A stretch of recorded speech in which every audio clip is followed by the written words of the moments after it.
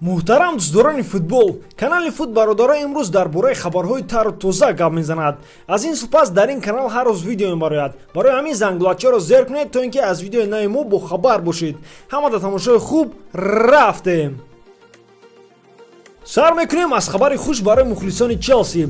ҳамлагар Калум Ходсон оддои бо дастаи лондонӣ шартномаи нав баст. дар ин бора хабар медиҳад сайти асосии Челси. чихеле ки хабар медиҳад The Guardian, маоши нави бозингари 18-солаи англиявӣ дар як ҳафта 120 фунт стерлингро дар бар мегирад. пешу 2500 фунт стерлинг кор мекард. ҳамин тавр маоши ӯ 48 маротиба зиёд шуд. дар ин зон дар чемпионати Англия форвард ҳоло ягон маротиба ба майдон набаромадааст. аз сабаби травма ӯ 4 моҳ бозӣ накард. дӯстон, мехоҳам хотиррасон кунам ки ин видео бо ёрии 1xbet мебарояд. дӯстони мо аз 1xbet коэффициентҳои баланд ва бонусҳои гуногунро пешниҳод мекунанд. даро регистратсия кун ва соҳиби бонус шав.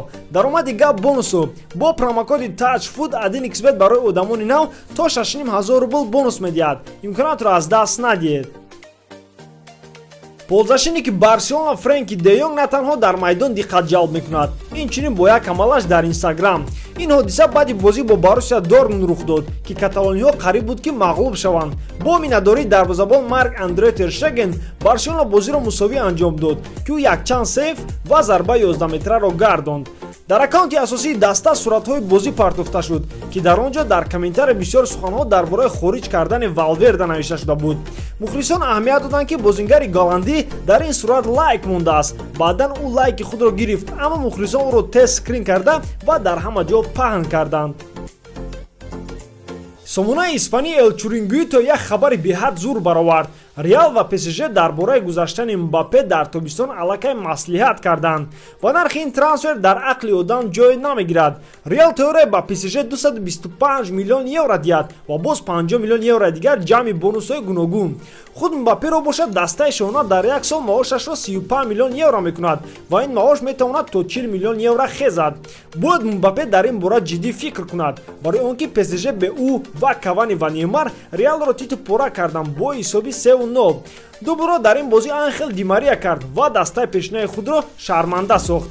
дар айни ҳол дар Реал кризис рафта истодааст ва Зидан бояд ин мушкилиро ҳал кунад. баъди рафтани Роналдо Реал намедонад чӣ хел бозӣ кунад ва Зидан намефаҳмад аз заро чӣ хел истифода барад. агар Зидан ягон чизро иваз накунад, то ӯро метавонанд то соли нава хориҷ кунанд. Зиданро танҳо Мбаппе ёрӣ расонда метавонад ки ӯ ба мисли Роналдо гол мезанад ва дар вақти лозимӣ дастаро ёрӣ мерасонад. дар айни ҳол ин хел футболбоз кам аст. Бензема худ танҳо наметавонад ҳамавақт дастаро ёрӣ расонад ва Мбаппе метавонад Зиданро аз ин мушкилӣ барорад. гап дар он аст ки худ Зейниддин метавонад то тобистон дастаро нигоҳ дорад.